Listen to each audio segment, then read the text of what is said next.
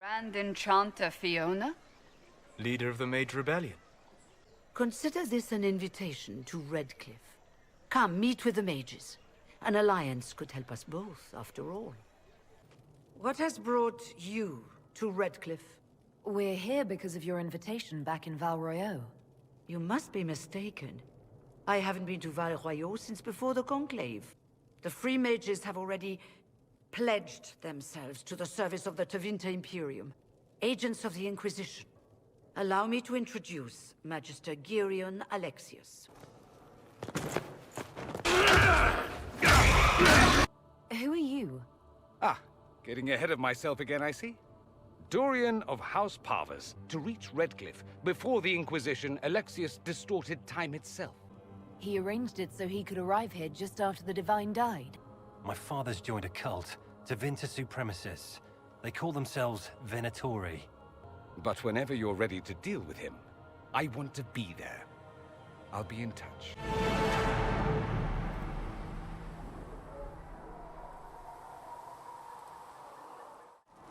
Need something? I read your Tale of the Champion, and I have a few questions. That's a pretty common reaction. Go ahead. In the book, you say that first Enchanter Orsino turned himself into a giant monster made of corpses. How? Why? Do I look like an expert on magical weirdness to you? Well, I can't tell you how. For the why, all I can say is he was desperate. There's no way Hawk really could have killed the Arishok. It would have started a war with the Kunari. I was told later that the Kunari disavowed his actions. Apparently, the Arishok didn't get permission before he attacked Kirkwall, and the Qun didn't want another exalted march. When they finally sent a ship to haul the Red Dreadnought away, they just said, "We will never speak of this again." As far as I can tell, that's the Qun's version of an apology. Where are the rest of Hawk's associates now? Merrill decided to look after the elves left homeless by the fighting. She's done a pretty good job of keeping them away from the mages and Templars, so far. I guess she has plenty of practice avoiding stupid human battles with her old Dalish clan. Fenris has kept himself busy, hunting down the Tevinter slavers who came south to prey on the refugees. I'm not sure exactly where he is at the moment. You can usually follow the trail of corpses, though. Isabella went back to the raiders. She's calling herself an admiral now. I don't know if she's actually in charge or just has a really big hat. Might be the same thing, honestly. Sebastian went back to Starkhaven. I'm sure he's boring all sorts of people there. Hawk's little sister is in the Free Marches, helping some of the other survivors from the Kirkwall Circle. Aveline is still guard captain. I'm pretty sure Kirkwall would fall into the sea if she quit her job. Chasing mages, that's a Templar's job. A big, armored, pissed-off helm polisher. Not too late to go find some. Or stay home. Is the Inquisition what you thought it would be? Calling an Inquisition is a bit much, isn't it? Does not even know what they're chasing. Fair question for me as well, I suppose. Everybody following a rumor. At least I'm used to that. Tell me about yourself. What about me? You're skilled. Who taught you how to use a bow? No one. That seems unlikely. What? I picked it up here and there. Mostly it just makes sense. It's not like that for you. Oh, certainly. Not a day's effort for the naturally gifted like us. Well, it's not like that. It takes work. A bit. Not like Cullen and his pets. I mean, you miss, then you don't. Is it that hard to see when it's wrong? Well, it's not like that for other elves, I know that. Most I know couldn't find an arrow sitting on it. Right. Maybe I just make it look easy in shite company. Fact still is, no teacher. Where would I find one in alleyways anyway? How about the basics? Where are you from? Ferelden.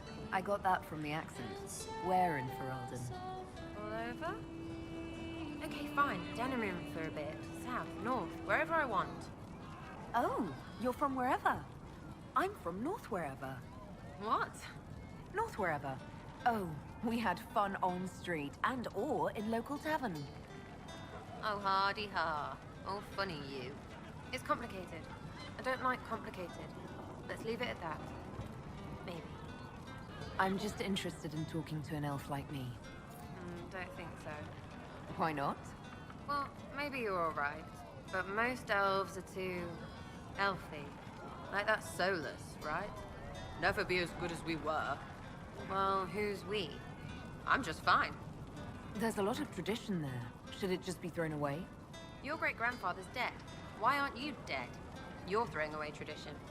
That makes sense to you. None of it does in the city. That's why I'm not like an elf. We'll talk later. If you say so. What can I do for you? I'd like to know more about you, Solus. Why? You're an apostate, yet you risked your freedom to help the Inquisition. Not the wisest course of action when framed that way. I appreciate the work you're doing, Solus. I just wanted to know more about you. I'm sorry. With so much fear in the air. What would you know of me? What made you start studying the Fade? I grew up in a village to the north. There was little to interest a young man, especially one gifted with magic. But as I slept, spirits of the Fade showed me glimpses of wonders I had never imagined. I treasured my dreams. Being awake, out of the Fade, became troublesome. Did spirits try to tempt you? No more than a brightly colored fruit is deliberately tempting you to eat it. I learned how to defend myself from more aggressive spirits, and how to interact safely with the rest. I learned how to control my dreams with full consciousness. There was so much I wanted to explore. I gather you didn't spend your entire life dreaming. No. Eventually, I was unable to find new areas in the Fade. Why? 2 reasons. First, the Fade reflects the world around it. Unless I traveled, I would never find anything new. Second, the Fade reflects and is limited by our imaginations. To find interesting areas, one must be interesting. Is this why you joined the Inquisition? I joined the Inquisition because we were all in terrible danger. If our enemies destroyed the world, I would have nowhere to lay my head while dreaming of the Fade. Well, it's not the worst reason I've heard to go out and enjoy life. I'm glad to hear it. In truth, I have enjoyed experiencing more of life to find more of the Fade. How so? You train your will to control magic and withstand possession. Your indomitable focus is an enjoyable side benefit. You have chosen a path whose steps you do not dislike because it leads to a destination you enjoy. As have I. Indomitable focus? Presumably. I have yet to see it dominated. I imagine that the sight would be fascinating. You said you'd traveled to many different places. This world, or its memory, is reflected in the Fade. Dream in ancient ruins, and you may see a city lost to history. Some of my fondest memories were found in crumbling cities, long picked dry by treasure seekers, the best of the battlefields. Spirits press so tightly on the veil that you can slip across with but a thought. Any place in particular? I dreamt at Ostagar. I witnessed the brutality of the Darkspawn and the valor of the Ferelden warriors. I saw Alistair and the hero Ferelden light the signal fire, and Logain's infamous betrayal of Kaelin's forces. I've heard the stories. It would be interesting to hear what it was really like. That's just it. In the Fade, I see reflections created by spirits who react to the emotions of the warriors. One moment, I see heroic wardens lighting the fire, and a power-mad villain sneering as he lets King Kaelin fall. The next, I see an army overwhelmed and a veteran commander refusing to let more soldiers die in a lost cause. And you can't tell which is real? It is the Fade. They are all real.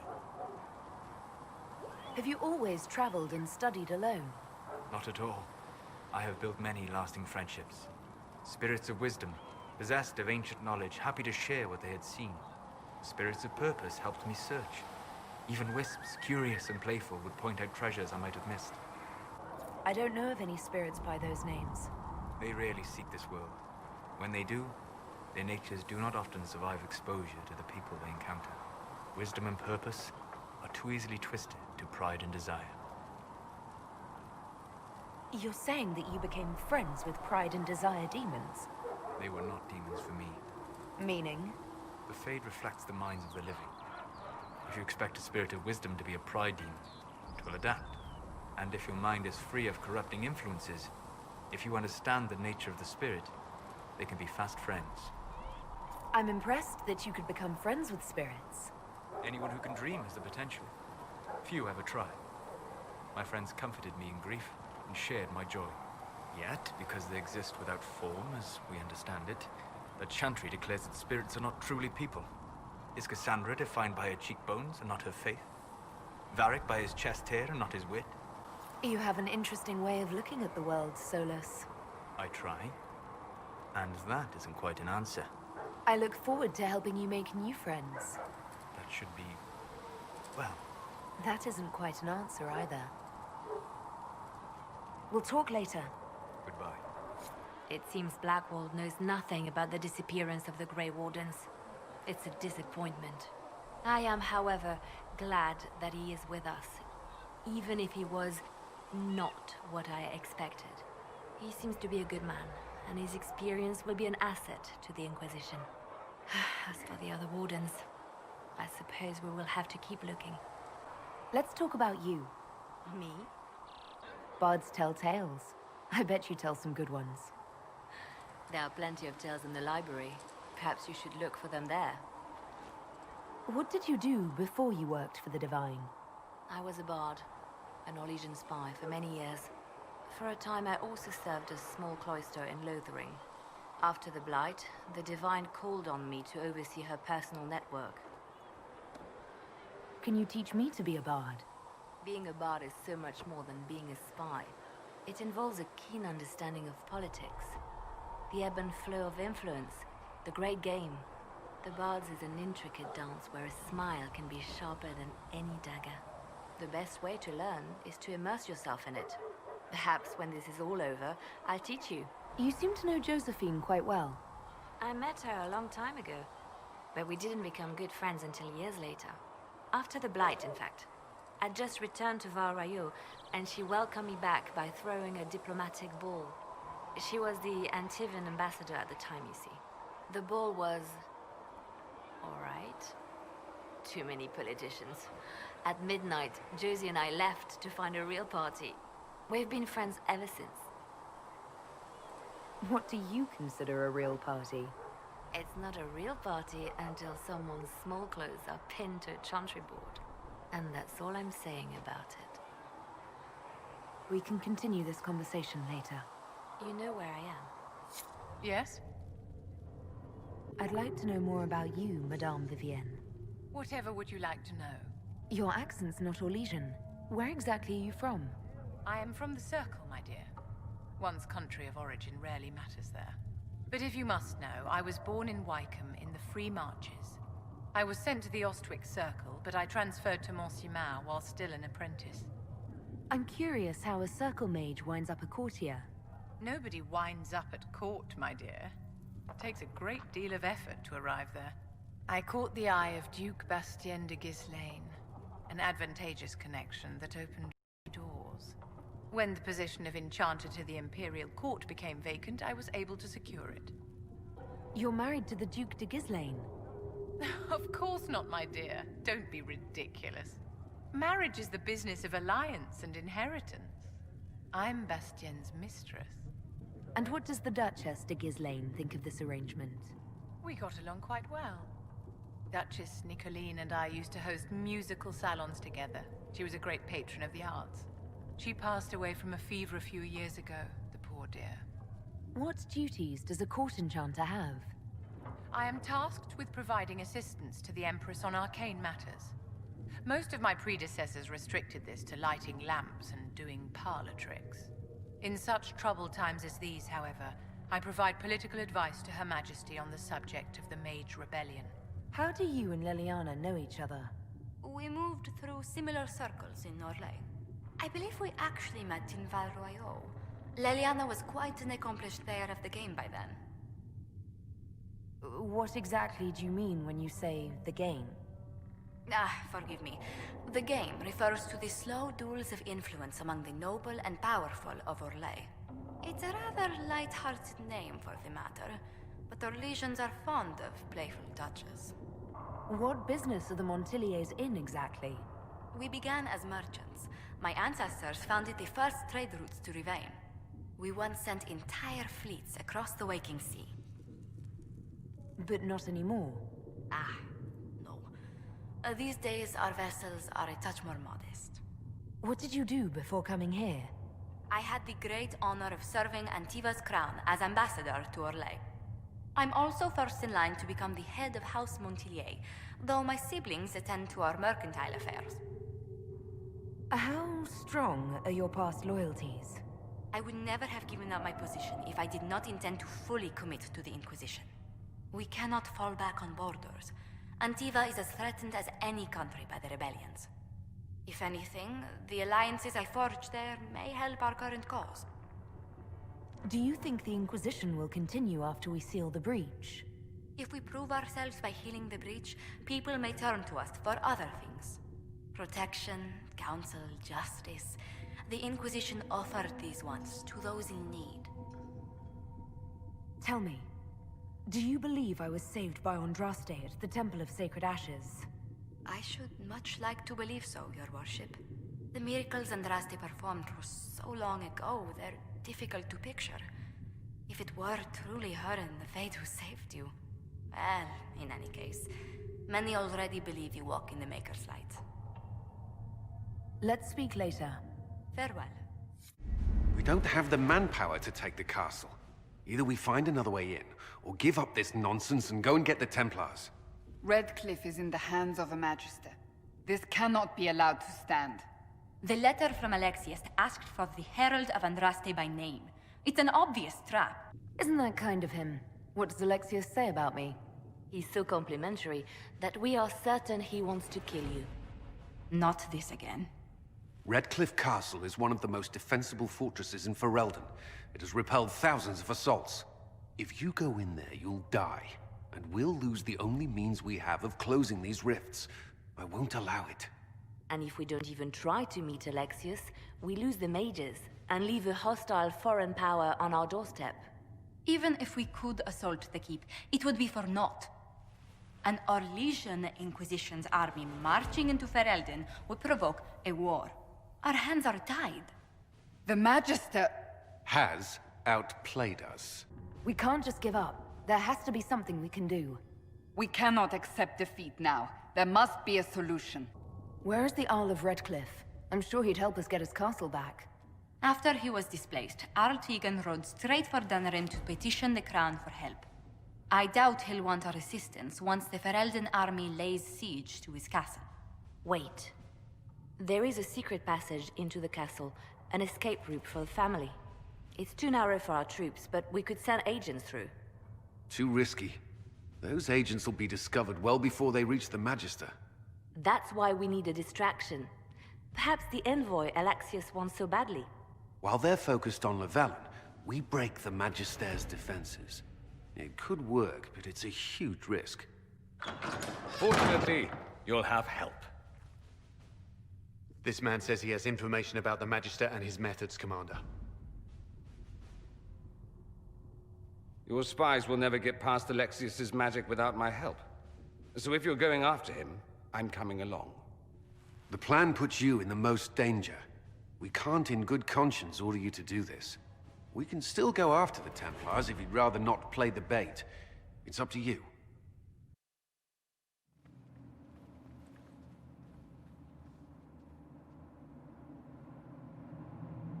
Announce us. The Magister's invitation was for Mistress Llewellyn and no one else. You lot wait here. Where I go, they go.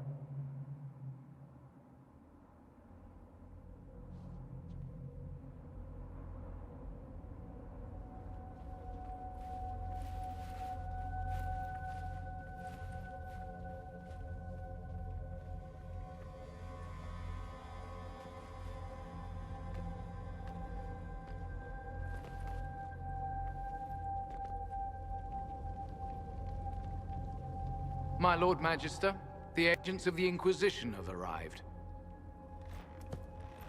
My friend, it's so good to see you again. And your associates, of course. I'm sure we can work out some arrangement that is equitable to all parties. Are we mages to have no voice in deciding our fate? Fiona, you would not have turned your followers over to my care if you did not trust me with their lives. Of course she trusts you, Alexius.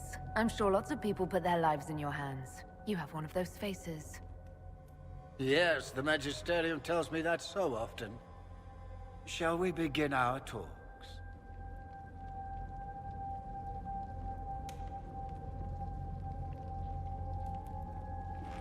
The Inquisition needs mages to close the breach, and I have them. So, what shall you offer in exchange? Don't bother. I know that you invited me here to kill me. If you believe that, I marvel that you chose to come anyway. She knows everything, Father. Felix, what have you done? Your son is concerned that you're involved in something terrible. So speaks the thief. Do you think you can turn my son against me? You walk into my stronghold with your stolen mark, a gift you don't even understand, and think you're in control. You're nothing but a mistake. If you know so much, enlighten me. Tell me what this mark on my hand is for. It belongs to your betters. You wouldn't even begin to understand its purpose. Father, listen to yourself. Do you know what you sound like? He sounds exactly like the sort of villainous cliché everyone expects us to be. Dorian, I gave you a chance to be a part of this. You turned me down. The Elder One has power you would not believe. He will raise the Imperium from its own ashes. What's better than turning back time? He will make the world bow to mages once more. We will rule from the Boric Ocean to the frozen seas. You can't involve my people in this. Alexius, this is exactly what you and I talked about never wanting to happen. Why would you support this? Stop it, Father. Give up the Venatori. Let the Southern Mages fight the breach, and let's go home. No, it's the only way, Felix. He can save you. Save me? There is a way. The Elder One promised, if I undo the mistake at the temple. I'm going to die. You need to accept that. Seize them, Venatori. The Elder One demands this woman's life.